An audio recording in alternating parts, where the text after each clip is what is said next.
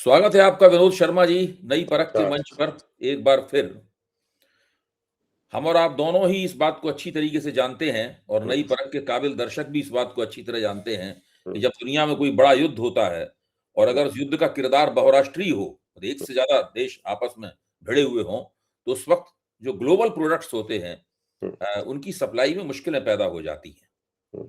तो भारत में भी तेल की और गैस की सप्लाई के लिए मुश्किल पैदा हो, ये कोई बड़ी अस्वाभाविक बात नहीं है। भारत अपने तेल का 80% 75-80% हिस्सा आयात करता है। गैस भारत में पैदा होती है, लेकिन गैस का भी बहुत बड़ा हिस्सा भारत आयात करता है। उसे स्टोर बना के रखना पड़ता है, उसका भंडारण करके रखना पड़ता है। लेकिन यहाँ पे सवाल केवल तेल और गैस की किल्लत का नहीं है, वो है भी, उसके ऊपर भी चर्चा की जा सकती है, महत्वपूर्ण प्रश्न है। लेकिन यहाँ पर ऐसा लग रहा है कि तेल और गैस के चक्कर में भारत की जो संप्रभुता है, भारत की जो सॉवरेनिटी है, उसी की किल्लत हो गई है। संप्रभुता का संकट है, संप्रभुता के क्षय का संकट है, उसको भारतीय जनता पार्टी के पक्ष की तरफ से, सरकारी पक्ष की तरह से कूटनीतिक विजय के तौर पर मुझे नहीं पता देश के बुद्धिमान, पढ़े लिखे, समझदार और विदेश नीति के मसलों से वाकिफ जो नागरिक हैं और हमारे नई परख के दर्शक भी हैं, वो इस प्रकार के तर्कों के ऊपर क्या कहेंगे? आपको क्या लगता है विनोद जी, क्या ये भारत की कूटनीतिक विजय है या भारत की संप्रभुता का क्षय है कि एक दूसरा देश भारत को इजाजत दे रहा है कि आप वहां से 1 महीने के लिए तेल खरीद लें, 1 महीने के बाद 1 महीने तक इजाजत है, उसके बाद फिर से आप रूस से तेल नहीं खरीद सकते, आपको हमसे फिर दोबारा इजाजत लेनी पड़ेगी। और एक दलील ये भी दी जा रही है कि यूपीए के शासनकाल में भी जब अमेरिका ने ईरान के ऊपर सैंक्शंस लगा रखी थी, पाबंदियां लगा रखी थी, तो यूपीए ने अमेरिका से तेल खरीदने की इजाजत ली थी। कुछ इस प्रकार का तथ्य भी पेश किया जा रहा है। जी देखिए, बात यह है कि हमेशा कोई ना कोई नुक्ता माजी से निकालकर आज पर अप्लाई करते हैं। जब इनसे कोई बड़ी भूल होती है, जब वे देश की संप्रभुता को असर्ट किए बिना एब्डिकेट करते हैं। देखिए, संप्रभुता, सॉवरेनिटी आपको असर्ट करनी पड़ती है ना कि ये मेरा अधिकार है, या आप इस अधिकार क्षेत्र से बाहर मत आइए। लेकिन जब आप उसको एब्डिकेट कर देते हैं और छोड़ देते हैं, जैसे कि सोनिया गांधी ने अपनी चिट्ठी में लिखा, जो राइटअप लिखा उसने, जो इंडियन एक्सप्रेस में जो राइटअप लिखा, वो जो मैं मानता हूं कि वो एक बहुत ही बदकिस्मत सिचुएशन है। आप कह रहे हैं कि हमको परमिशन मिल गई कि हम 1 महीने के लिए तेल ले आएंगे। स्ट्रेट ऑफ हॉर्मुज बंद है, उसको बंद होने की जिम्मेवारी किसकी होगी? किस घटना की होगी? लड़ाई की होगी ना। Bharat affected, one of the parties है लड़ाई से। और चूंकि जिस रास्ते से वो तेल आता है 40% करीब हमारा, वो रास्ता बंद है। वो रास्ता क्यों बंद है? कि हमारी जो फॉरेन पॉलिसी है उसके चलते हमने गोद में बैठना उचित समझा अमेरिका की, और उसको समझाना उचित नहीं समझा कि ये लड़ाई मत लड़ो, आप इस रास्ते पे मत चलो। और हमने एक शब्द भी काफी दिनों तक ईरान के पक्ष में सेंसिटिविटी जताते हुए, उससे ईरान से ये कहते हुए कि भी हमें बड़ा दुख हुआ कि आपके सुप्रीम लीडर की मौत हो गई। तो उसके चलते चीन और रशिया को तो वहां से उस तरफ से गुजरने दे रहा है ईरान, हमको नहीं गुजरने दे रहा। और हमारे रिश्ते उनके साथ ऐसे ही अच्छे होने चाहिए थे जितने कि उनके हैं दोनों के। और ये दोनों मुल्क जो हैं, चाइना एंड रशिया, इन्होंने ओपनली अपोज किया जो जंग छेड़ी ईरान के साथ अमेरिका ने। पहला पॉइंट ये है। दूसरा पॉइंट कि अभी तक आपके और हमारे प्रधानमंत्री ने आयतुल्लाह खमैनी के मरने पे, कत्ल पे संवेदना नहीं जताई है अभी तक। आपने, मैं शब्द इफेक्ट के लिए यूज कर रहा हूं, वैसे तो अपार इज्जत है हमारे जो फॉरेन सेक्रेटरी हैं उनके लिए, विक्रम मिश्री। लेकिन मैं जान के नाम नहीं लेना चाह रहा था उनका, लेकिन आपने वो ले लिया। कि भाई उन्होंने जो कॉन्डोलेंस बुक खुली ईरानियन एम्बेसी में दिल्ली में, उसमें जाके संवेदना दर्ज कर दी भारत के बिहाफ पे। ये संवेदना हमने अभिव्यक्ति हमारी तरफ से ये है। उनका सबसे बड़ा स्पिरिचुअल लीडर, रिलीजियस लीडर, उसको अपने घर बैठे हुए उड़ा दिया गया और उसके साथ उसका पूरा परिवार सारा उन्होंने सफाया कर दिया। जैसे कि हमने बम चलाकर तालिबान को उड़ाया था उधर। वो जो वहां पर जो अमेरिका पाकिस्तान में जो फिरका परस्त और आतंक फैलाने वाली तंजीमें थी, उनको जो हमने उड़ाया था, जैसे उसी कैटेगरी में रखकर इन्होंने उनको उड़ा दिया परिवार समेत। वहां भी परिवार समेत उड़ाया था हमने। तो उसके बाद हमारी जो पहली संवेदना आई, आराम से, एक जल्दबाजी में नहीं आई, वो हमारे फॉरेन सेक्रेटरी चले गए वहां पर और उन्होंने वहां पर दर्ज कर दिया। जी देखिए, इस देश का लोकतंत्र जो है ना, और जो lack of one point of view, standardization of thought, चूंकि अभी पूरी तरह से नहीं हुई हमारे देश में, इसके चलते हमारे कुछ देशों से रिश्ते आज भी थोड़े से बचे हुए, जिनके साथ हमारे पुराने रिश्ते हैं। आपने देखा हो कपिल सिब्बल भी जाकर वहां पर अपना कॉन्डोलेंस दर्ज करके आए हैं। उससे पहले सोनिया गांधी ने एक लंबा सा आर्टिकल दे दिया। जो विपक्ष जो है, जो भूमिका रूलिंग पार्टी को अदा करनी चाहिए और आज के दिन वो बाध्य है ना करने के लिए उसको अदा, तो एक तरह से विपक्ष उसकी मदद कर रहा है। वो मानेंगे नहीं इस बात को, क्योंकि भारत की जो एकता में अनेकता है, the multiplicity of thought and points of view, उसके चलते हमारा लोकतंत्र जो है वो हमारी आज के दिन ढाल बना हुआ है हमारे रिश्ते ठीक रखने के लिए ईरान से। क्योंकि ईरान का जो आवाम है, कम से कम उसको ये तो पता चलेगा कि वहां पर सब सन्नाटा नहीं था हिंदुस्तान में।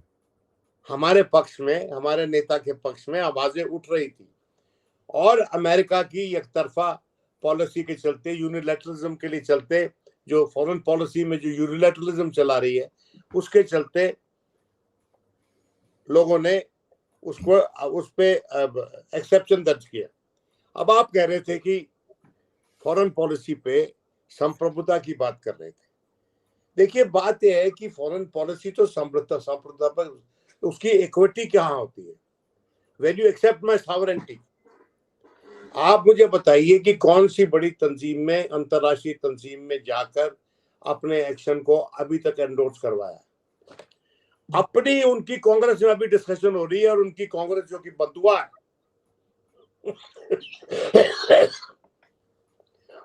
उस बंधुआ कांग्रेस ने कह दिया है कि भैया हम इन पे कोई अंकुश नहीं लगाना चाहते, वॉर टाइम में इनको जो करना है वो करें। तो उनकी जो यूनाइटेड स्टेट्स कांग्रेस है, उसने भी हस्तक्षेप नहीं किया है। वो कर सकती थी लेकिन उसने नहीं किया। यूनाइटेड नेशंस का कोई इनके पास मैंडेट नहीं है कि आपने जो लड़ाई छेड़ी है वो सही है या गलत है। तो मेरा ये कहना है कि आज के दिन भारत की जो संप्रभुता है, उसकी एजर्शन भारत की रूलिंग पार्टी नहीं, भारत की ऑपोजिशन कर रही है। पोजीशन कर रहा है, सही बात। और ये बड़ा ही सुखद अनुभव है। ये सरकार से चिंतित मत हो, क्योंकि पहले भी जब फॉरेन पॉलिसी में कुछ चीजें फंसती थी तो बहुत बार पुराने जमाने में, आजकल की सरकार को तो वो नाइस्टीज की परवाह नहीं है, पुराने जमाने में ऑपोजिशन और रूलिंग पार्टी की साठगांठ होती थी कि भाई इस पे तुम शोर मचाओ, it will give us a good excuse to come out of this difficult situation. We will tell them, देखिए हम ये काम नहीं कर सकते क्योंकि इसके चलते हमारी सरकार गिर सकती है, जब सरकार ही नहीं रहेगी तो क्या मुआवजा करेंगे आपसे। ये तरीका होता था। लेकिन यहाँ तो एक छत्र राज होगा। तो यहाँ पर जो हमारे महामानव हैं, जो सुपर हीरोज हैं, फॉरेन पॉलिसी के अपार एक्सपर्ट लोग हैं, तो वो लोग जो है, जब वो खड़े होके बड़ी दानिशमंदी से भाषण देते हैं, तो उनके पास अब जवाब नहीं बनेंगे, क्योंकि आपका उन्होंने तेल रोक दिया। आपके यहाँ एक इनवाइटेड फ्लीट में पार्टिसिपेशन मिलन 2026 में इंटरनेशनल फ्लीट इंस्पेक्शन में पार्टिसिपेट करने के लिए, जो आपके गेस्ट थे, ईरानियन शिप था, उसको उन्होंने टॉर्पिडो चला के नीचे सिंक कर दिया। पहली बार वर्ल्ड वॉर 2 के बाद ये हुआ है, और वो हमारे पिछवाड़े में हुआ है, along the coast of Sri Lanka. मेरा एक मानना है कि जो आज के दिन हमारी फॉरेन पॉलिसी की दयनीय स्थिति है, वो आज तक नहीं हुई। जब भी नहीं हुई, जब हमारे पास सोना नहीं था और हमने अपना सोना रिलीज करवाया, सोना बेचा हमने, अपनी इकोनॉमी को जिंदा रखने के लिए हमने सोना बेचा। अब घर का सोना बेचना कितनी बड़ी बेइज्जती होती है, लेकिन कुछ सरकारों को, जैसे कुछ परिवारों को, सरकारों को कई बार परिवारों की तरह चलाना पड़ता है, और वहां पर हुआ, बेचा गया चंद्रशेखर के जमाने में। मेरा ये कहना है कि ये बातें जब भी होती है, जब भी संभव होती हैं, और एक दूसरे के जो अधिकार हैं और एक दूसरे की जो स्ट्रेंथ होती है, उसको एज अ फोर्स मल्टीप्लायर जब भी आप यूज कर सकते हैं, जब आपकी राजनीति में तमीज बची हो, जब आपकी डोमेस्टिक पॉलिटिक्स में तमीज बची हो, और वो आज के दिन हमारी डोमेस्टिक पॉलिटिक्स में तमीज नहीं बची है जी, और उसके चलते इंटरनेशनल पॉलिसी पे भी असर हो रहा है। विनोद जी, आपने हालांकि इस घटना का जिक्र कर दिया है, लेकिन उससे संबंधित कुछ तथ्यों को भी पेश किया जाना चाहिए। ईरान के विदेश मंत्री सैयद अब्बास आराची ने एक वक्तव्य जारी किया है। उस वक्तव्य का उल्लेख करना यहां जरूरी है, और उन्होंने उस वक्तव्य में रेखांकित किया है कि जो पोत, जो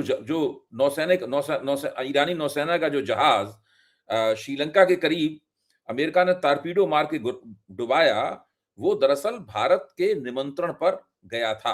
बिल्कुल, वो उसके पास हथियार भी नहीं थे। वो भारतीय नौसेना ने उसकी अगवानी की और उन लोगों को ट्रेनिंग दी। वो भारतीय नौसेना से ट्रेनिंग लेकर वापस आ रहा था, लेकिन अमेरिका ने कोई युद्ध में उधर जो घटना हुई थी उसका बदला लेने के लिए इस बात की परवाह नहीं की कि हिंद महासागर, जो कि वॉर का थिएटर नहीं है, हिंद महासागर जहां पर युद्ध नहीं हो रहा, युद्ध के दायरे में नहीं आता है, वहां पर उसने अंतर्राष्ट्रीय कानूनों का उल्लंघन करके उस निशस्त्र पोत को, जो हथियारों से विहीन था, उसको उन्होंने डुबो दिया। तो ये स्थिति है। और भारत सरकार की इसकी प्रतिक्रिया क्या है? भारत का विदेश मंत्रालय कह रहा है कि वो हिंद महासागर में जो भारतीय सीमा है उसके बाहर हुई ये घटना, इसलिए आपने सही पकड़ा जी, दुबे जी, सही पकड़े हैं। हाँ। उस पर थोड़ी तफसील करते हैं। देखिए, ऐसा है, इनके जो बगल बच्चे हैं ना मीडिया में, इस इवेंट के बाद, इस घटना के बाद कह रहे हैं कि Indian ocean is Indian ocean but not India's ocean, in defence of what the Americans did. ये argument, Abhay ji, is the stock argument used by China against us. देखिए, इन लोगों को तमीज नहीं है, किसी भी हद तक जा सकते हैं।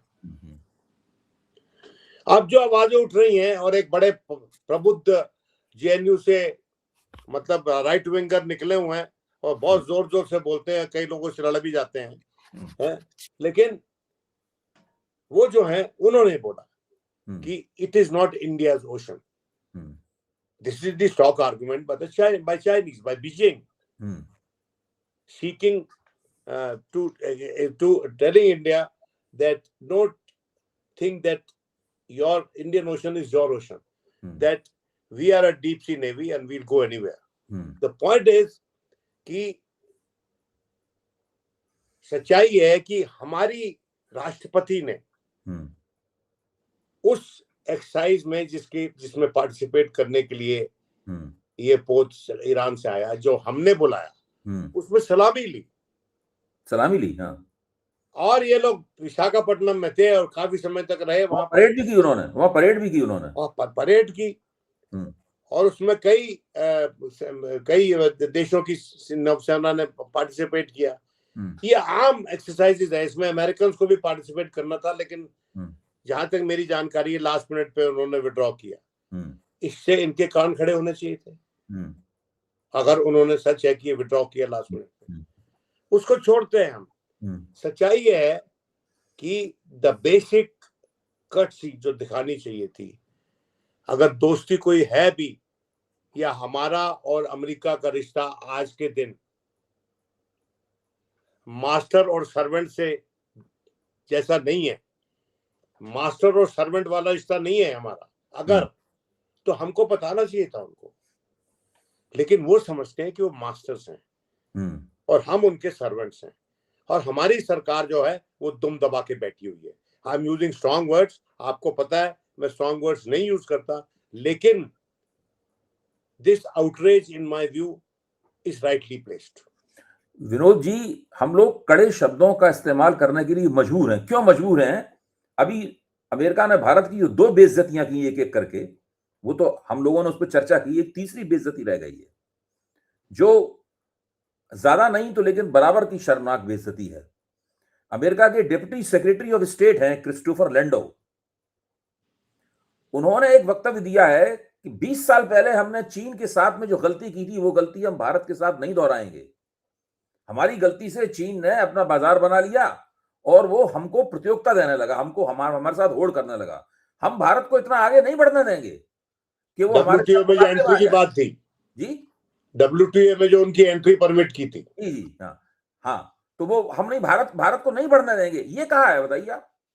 इसको भारत इस देश के, अमेरिका के साथ में भारत बिल्कुल ऐसा व्यवहार कर रहा है जैसे कि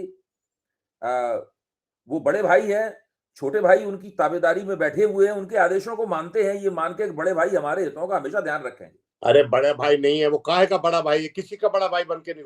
डोनाल्ड देखिए, ये इनकी अदा यही है भारतीयों की।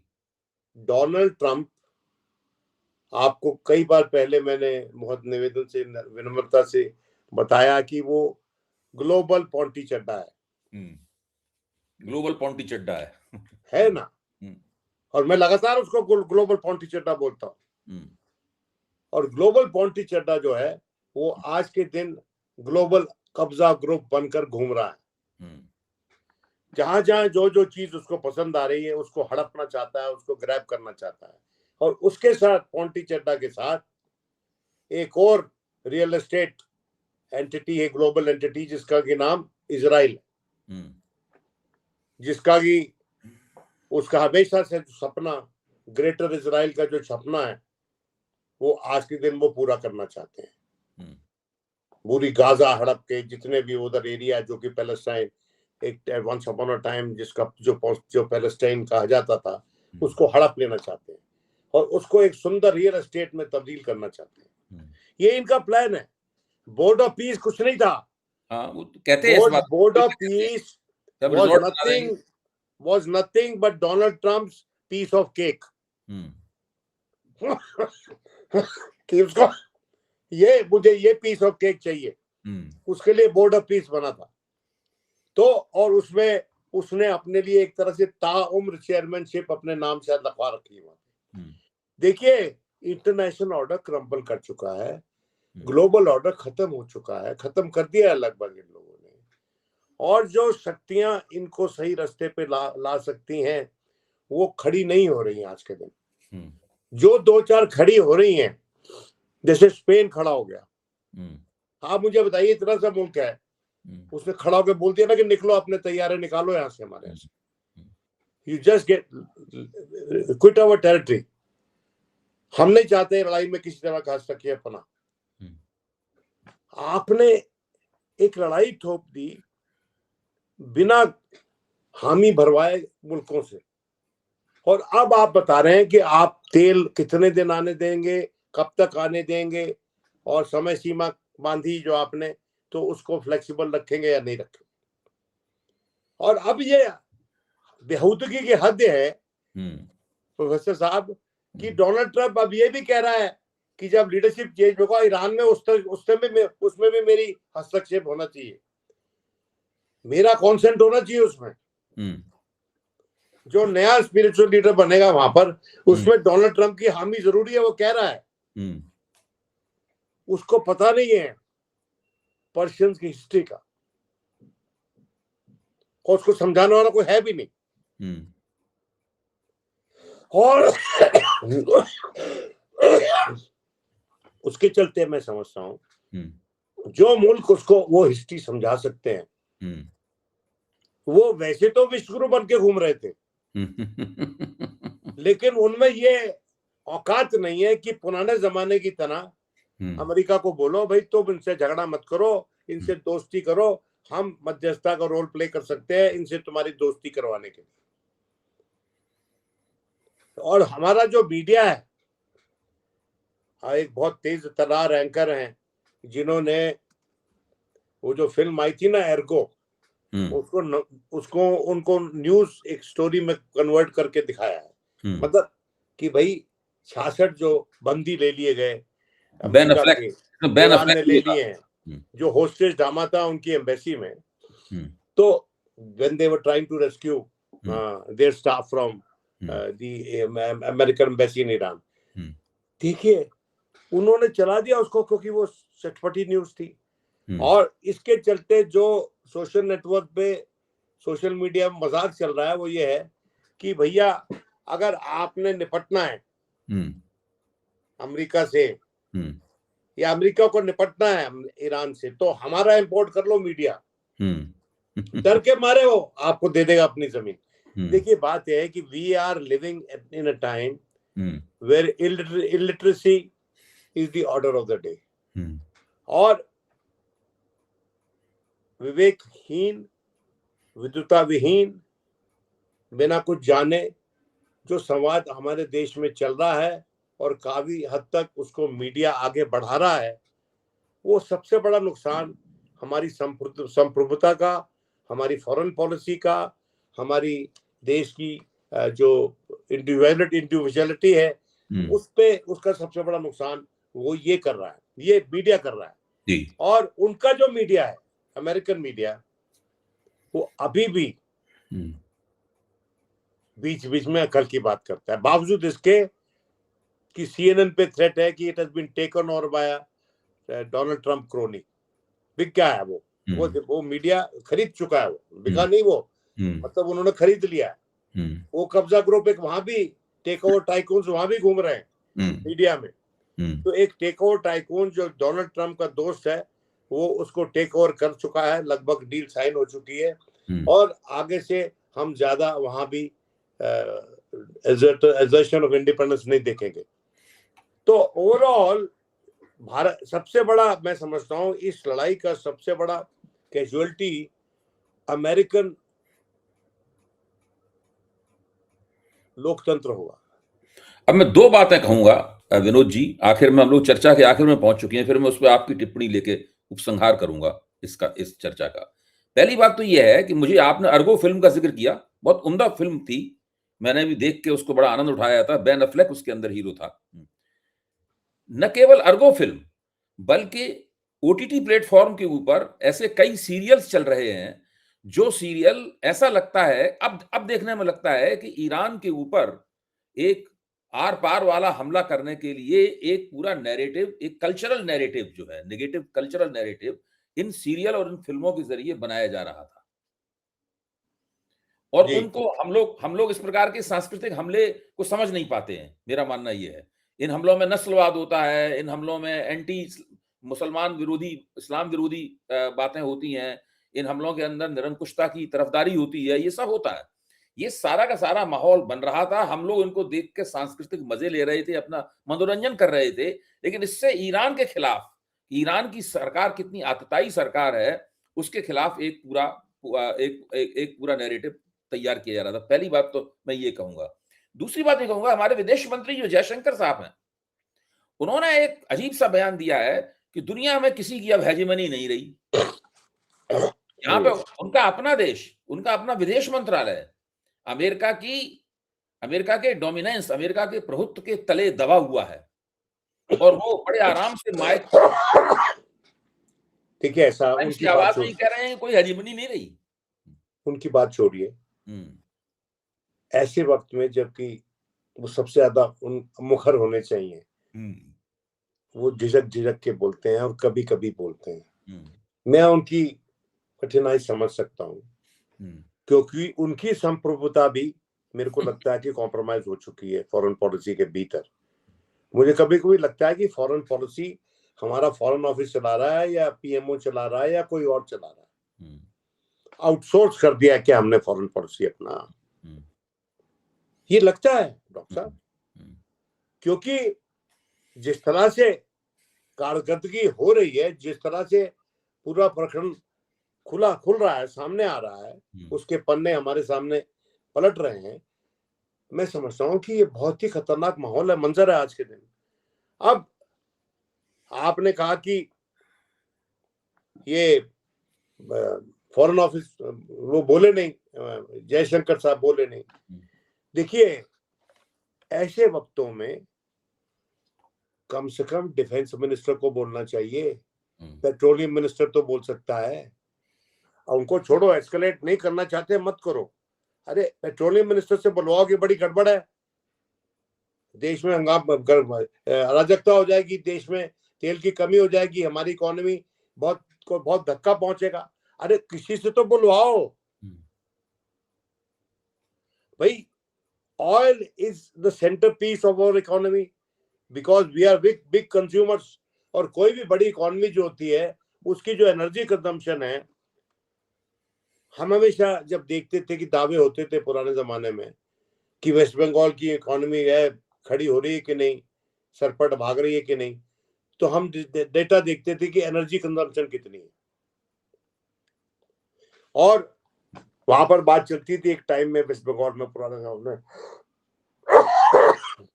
कि वहां पर लाइट नहीं जाती, तो हम लोग खुशी की बात नहीं मानते थे उसको, क्योंकि if electricity is easily available and it's being consumed not in industry but in individual consumption in households, तो it's not a good indicator for the economy। मैं by the way mention कर रहा हूँ। तो आज के दिन हमारे देश में कोई ये कहने वाला भी नहीं है कि ये जो कभी हो रही है स्टेट ऑफ हॉर्मुज को रोक के, आपने रोक दिए हैं वहां पर तैयारे, हम नहीं जा पाते हैं अंदर, उन्होंने नहीं रोके, वो तो ईरान ने रोके हुए हैं। और ईरान ने क्यों रोके हैं? क्योंकि आपने ईरान के पूरे वक्त में उसका हाथ नहीं थामा, उसको संवेदना नहीं प्रकट की। और आपने क्यों नहीं की संवेदना प्रकट? आतंक के चलते, अमेरिका के आतंक के चलते। Our government says no compromise with terror. This is a brand of terror. ये डोनाल्ड ट्रम्प जो कर रहा है, is it any less than terror? Is what Donald Trump doing? हमारा एक फ्रेंडली शिप जो हमारे यहाँ आया उसको टॉर्पीडो करके सिंक कर दिया, is it not an act of terror? Is it not an act of war on India? I want to ask this question because these are legit questions. This is an act. आप देखिए foreign policy आम जिंदगी की तरह चलती है अक्सर। अगर आपके घर में डॉक्टर साहब मैं आया हूं और मेरे साथ कोई बदसलूकी कर ले आपका नेबर, तो आपका अपमान है ना वो। वही चीज मुझसे भी लागू होती है अगर आप मेरे घर आए हो तो मेरा कोई हमसाया आपके साथ बदमिजाजी कर ले। इसको हमारी गवर्नमेंट अप्रिशिएट नहीं कर रही है, क्योंकि हमारी गवर्नमेंट को न जाने क्या डर है अमेरिका से, और वो मैं समझता हूं कि वो डर जो है ना वो व्यापक नहीं है, वो उन लोगों के दिल में बैठा हुआ है जिनको फैसले लेने हैं। इससे ज्यादा कहना उचित नहीं है। और जब आपको ये लगता है कि an element of leadership is terrified of another country, तो फिर आपने जो शुरू में संप्रभुता की बात की, सॉवरेनिटी की बात की, उसको भूल जाइए आप।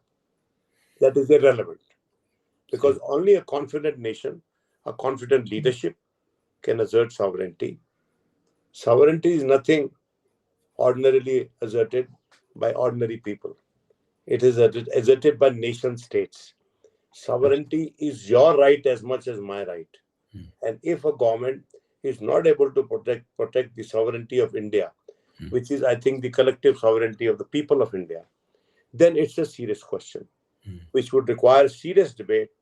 I hope the government will permit it in the upcoming parliament session, and I hope the government will not tame our parliament the way Americans have tamed their Congress, and Donald Trump has tamed their Congress. बहुत बहुत धन्यवाद विनोद जी। अभी जो आपने आखिर में कहा कि जो निर्णय लेने की हैसियत जिन लोगों की है, वो लोग डरे हुए हैं, सब लोग नहीं डरे हुए हैं, वो लोग डरे हुए हैं, इसीलिए हमारी संप्रभुता जो है ना, वो संकट में फंस गई है और संप्रभुता का क्षय हमारी हो गया है। ये लोग आम चर्चा हो रही है, आम चर्चा हो रही है। बिल्कुल। अब ये जो हमने पहले अपने एपिसोड में डिस्कस किया था, आपने और हमने, जी, कि इसने, ये जो डोनाल्ड ट्रंप है, ये तो बेंजामिन नेतन्याहू के इशारे पे चल रहा है। बिल्कुल, आज सब बोल रहे हैं वो। बिल्कुल। अब we can easily claim, proudly claim कि हमने सबसे पहले कहा था और ये इसके सबूत भी मिल रहे हैं अब, क्योंकि वो उनके विदेश मंत्री नहीं कह दिया अब तो, जी हाँ, और भी लोगों ने कह दिया है। बिल्कुल आपकी बात सही है, मैं उसकी तस्दीक करता हूं, और नई परख के दर्शकों को भी ये बात पता है कि हम लोगों ने किस तरह, जब ये बात ग्लोबल मंच पर खुली, उससे पहले ही मैंने और विनोद जी ने चर्चा में इस बात को स्पष्ट रूप से कहा था। तो इसके पीछे हम लोग आगे किसी वीडियो एपिसोड में 1-2 दिन बाद इस बात की चर्चा करेंगे, उसका मौका आने दीजिए कि क्या ये एक एप्स्टीन अलायंस है। मैं एक शब्द का इस्तेमाल कर रहा हूं जानबूझ के। ये लोग जो युद्ध करवा रहे हैं, ये लोग जो युद्ध में अमेरिका के पिट्ठू बने हुए हैं, अमेरिका उनको आका की तरह भूमिका निभा रहा है, इन लोगों को जोड़ने वाली कड़ी क्या है? सर, इनको जोड़ने वाली कड़ी, जहां तक मैं आपको बता सकता हूं, इनको जोड़ने वाली कड़ी मोसाद, इनको जोड़ने वाली कड़ी है Zionist lobby. Openly Tucker Carlson देख लीजिए, उसके लेटेस्ट टकर कार्लसन जो कि मागा अलायंस का मेंबर हुआ करता था, उसका मैं वीडियो भेजूंगा आपको, देख लीजिएगा आप। शरेआम बोल रहा है वो that we are being pushed into this quagmire by the Zionists, by the Israeli lobby, जो कि हमारे लिए, अमेरिका के लिए एक तरह का खतरा बन गई है। हाँ, और भी दूसरे लोगों ने कहा, उन्होंने कहा है कि कांग्रेस को लगभग खरीद लिया है उन लोगों ने, व्हाइट हाउस को तकरीबन खरीद लिया है पूरी तरीके से। व्हाइट हाउस सब क्या खरीद क्या लिया है, मोसाद ने खरीदा हुआ है, कांग्रेस और मोसाद। हाँ ठीक है, उन्होंने मोसाद के जरिए खरीदा है इंस्टीट्यूशन। बिल्कुल बिल्कुल, धन्यवाद। हम लोग इस पे आगे भी चर्चा करेंगे। अरे हमको भी जरा चिंता रखनी चाहिए हमारे नेताओं को, भाई उन पे भी आरोप थोड़े सो लग ही रहे हैं ना। बिल्कुल बिल्कुल। Okay, bye bye.